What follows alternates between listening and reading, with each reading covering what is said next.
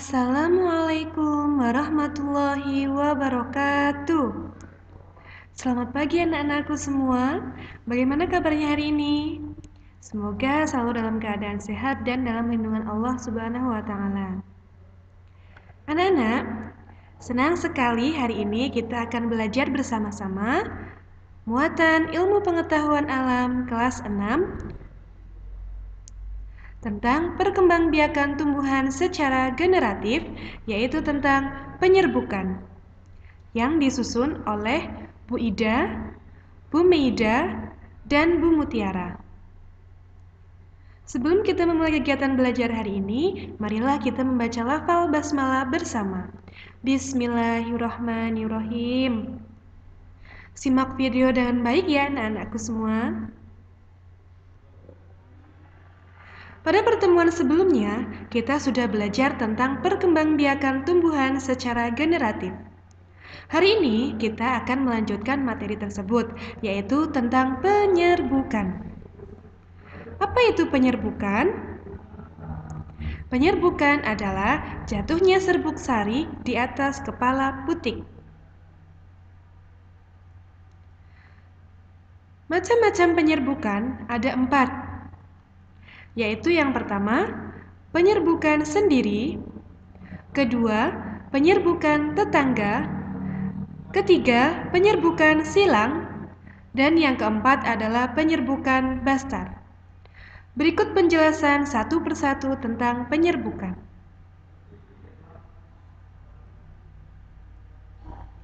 Penyerbukan sendiri atau autogami. Penyerbukan sendiri atau autogami adalah serbuk sari jatuh di kepala putik pada bunga yang sama.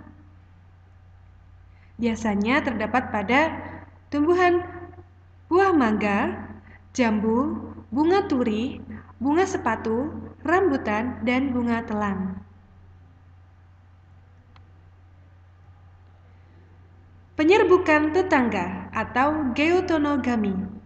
Penyerbukan tetangga adalah penyerbukan yang terjadi antara serbuk sari jatuh di kepala putik pada bunga yang masih dalam satu tumbuhan. Contohnya adalah pada tumbuhan jagung, padi, kelapa, kelapa sawit, mawar merah, mawar putih, dan lain sebagainya.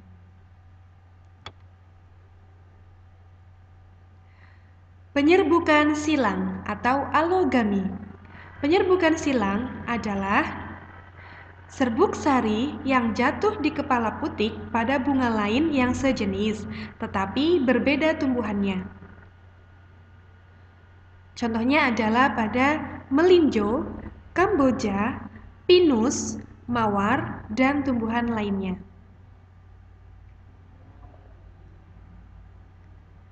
Penyerbukan bastar atau hybridogami. Penyerbukan bastar adalah penyerbukan yang terjadi antara serbuk sari yang jatuh di kepala putik pada bunga yang berasal dari tumbuhan yang berbeda varietasnya. Contohnya adalah pada mawar merah dengan mawar putih, lili kuning dengan lili merah muda, jambu batu merah, dan jambu batu putih. Kemudian, perantara penyerbukan. Penyerbukan pada tumbuhan dapat dibantu oleh perantara. Siapa saja perantara tersebut? Ada yang tahu? Berikut ini penjelasan tentang perantara penyerbukan.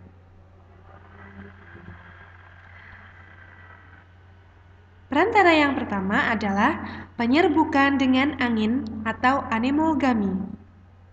Jenis penyerbukan ini biasa terjadi pada bunga tumbuhan karena bantuan angin yang berhembus. Pada proses penyerbukan ini terjadi saat angin meniup serbuk sari sehingga terlepas dari tangkainya, sehingga ia dapat masuk ke dalam kepala putik. Penyerbukan dengan bantuan angin umumnya terjadi pada bunga dengan mahkota kecil dan warnanya yang tidak mencolok. Bunga pada penyerbukan ini biasanya tidak mempunyai kelenjar madu atau nektar, serbuk sarinya yang ringan, Kepala putiknya besar, mempunyai tangkai sari yang panjang, dan jumlah serbuk sarinya yang banyak. Contohnya, tumbuhan yang melakukan penyerbukan dengan bantuan angin antara lain kelapa, rumput, jagung, padi, kelapa sawit, dan lain-lainnya. Perantara yang selanjutnya adalah penyerbukan dengan hewan atau zoidiogami. Macam penyerbukan ini bisa terjadi pada bunga tumbuhan karena bantuan hewan seperti hewan kupu-kupu, lebah, kelelawar, siput, burung, atau serangga lainnya. Penyerbukan dengan bantuan hewan umumnya terjadi pada tumbuhan dengan bunga yang menarik. Ciri-cirinya adalah bunga memiliki mahkota yang berukuran besar serta warna mahkotanya yang mencolok dan berwarna-warni. Biasanya bunganya memiliki bau harum dan memiliki kelenjar madu atau yang disebut dengan nektar. Penyerbukan dengan bantuan hewan termasuk jenis penyerbukan yang paling banyak terjadi. Contohnya, pada bunga mawar, melati, kenanga, sepatu, dan lain-lainnya. Selanjutnya adalah penyerbukan dengan air atau hidrogami. Jenis penyerbukan ini bisa terjadi pada bunga tumbuhan karena air yang membuat serbuk sari jatuh ke kepala putik. Proses penyerbukan ini terjadi karena bunga tumbuhan terendam air. Bisa juga terjadi karena terkena air hujan atau karena tumpahan air lainnya. Hal ini membuat serbuk sari rontok dan mendekati kepala putik. Tidak ada ciri khusus bunga yang melakukan penyerbukan jenis ini. Contoh tumbuhan yang melakukan penyerbukan dengan bantuan air antara lain ganggang, hidrilia, dan lain-lainnya. Penyerbukan bantuan manusia atau antropogami. Jenis penyerbukan ini bisa terjadi pada bunga tumbuhan karena campur tangan manusia. Ada beberapa tumbuhan yang tidak memungkinkan terjadinya proses penyerbukan jika tidak dibantu oleh manusia. Ciri-ciri tumbuhannya adalah memiliki serbuk sari dan kepala putik yang tidak dalam satu bunga tunggal, serta serbuk sarinya sulit rontok.